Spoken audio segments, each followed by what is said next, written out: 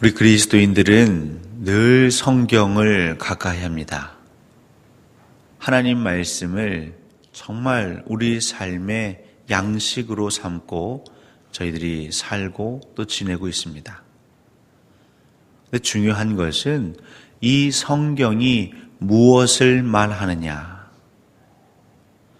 성경을 통해 하나님께서 지금도 우리에게 무엇을 강조하고 계시는지, 말씀하고 계시는지 저희들은 늘 되새겨 보아야 할 것입니다.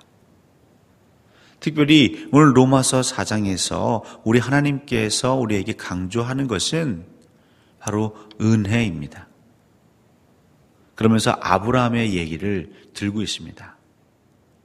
아브라함이 행위로 의로움을 받았느냐? 만약 그랬다면 그가 자랑할 것이 있겠지만 하나님 앞에서는 없느니라. 사람에게 이 자랑이라는 재미를 빼버리면 아마 많이 심심할 겁니다. 우리 어르신들 종종 모이면 간혹 자식 자랑하신다고 합니다. 그럼 옆에서들 그냥 자랑하지 말고 뭐 좀 내놓고 자랑하십시오라고 한다고 하죠. 물론 누군가의 자랑을 들으면 처음에는 기쁘지만 때로는 누군가의 자랑이 또 다른 사람에게는 마음의 짐이 되거나 부담이 될 수 있습니다. 그러니까 예수 그리스도를 잘 믿어서 우리가 은혜 생활을 잘 해서 저의 삶에, 저희 가정에, 저희 자녀가 잘 되었습니다라는 그런 얘기조차도 때때로는 누군가에게는 마음의 거리낌이 될 수 있습니다.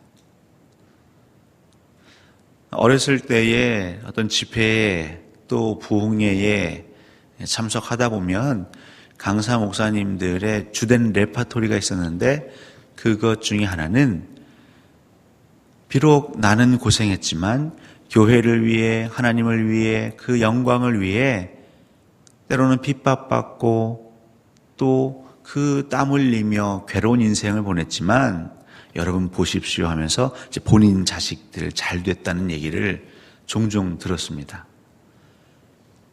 근데 제가 가만히 보니까요, 그 집회에 참석했던 분들이 그 순간은 그래도 하나님이 하셨구나 그런데 하루 지나고 일주일 지나고 한 달이 지나면서 그들의 마음에 뭐가 있냐면, 그런데 내 삶에는 나는 그렇게 평생을 교회를 위해 헌신했는데 우리 가정은, 우리 부모님은 왜 편찮으시고 내 일은 왜 이렇게 되지 않으며 또 우리가 섬기는 교회는 왜 어려움을 맞이하는가. 오히려 이 시험에 빠지시는 경우들이 있더라고요. 그럼 하나님을 잘 믿으면 복을 받는다고 했는데, 그럼 내가 복 받지 못하는 것은 하나님을 잘 믿지 못함인가? 때로는 우리가 자랑해야 할 것을 자랑해야 할 것 같습니다. 사람들에게 한순간 그 마음을 열 수 있는 계기는 될지 모르겠지만 오래도록 그 마음을 기쁘게 할 수 있는 것, 그 심령을 살릴 수 있는 것, 우리는 무엇을 자랑해야 할까요?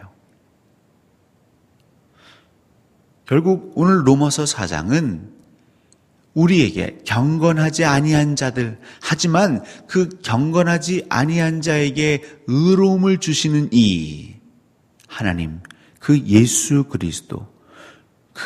그리스도의 사랑과 자비와 인애를 믿는 자에게 의롭다 칭하시는 우리 하나님.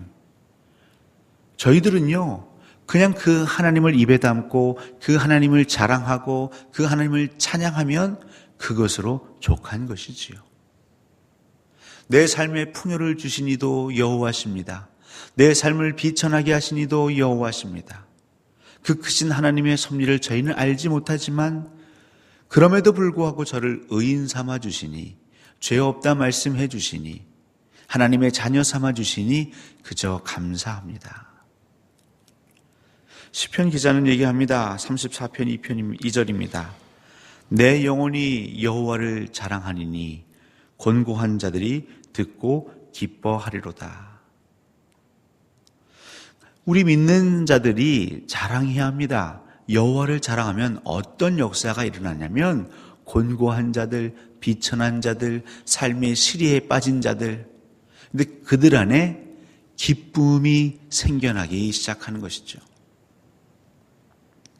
우리가 여호와 하나님 앞에서 정말 떳떳할 수 있는 것은 하나님을 자랑했더니 내 주변의 심령들이, 죽었던 심령들, 병들었던 심령들이 되살아나더군요. 역시 하나님, 그 이름에 권세가 있으십니다. 이제 우리에겐 그것이 찬양이 되겠지요. 우리가 거룩한 욕심을 한번 가져본다면 어떤 욕심을 가져볼 수 있을까요? 시편 44편 8절입니다. 우리가 종일 하나님을 자랑하였나니 우리는 하나님의 이름에 영원히 감사하리이다. 우리가 하루 종일, 온종일 깨어있는 동안, 심지어 꿈속에서도 여호와를 자랑하였나니, 우리 믿는 사람들, 그리스도인들에게 이보다 더 기쁜 삶이 어디 있을까요? 복음의 증인.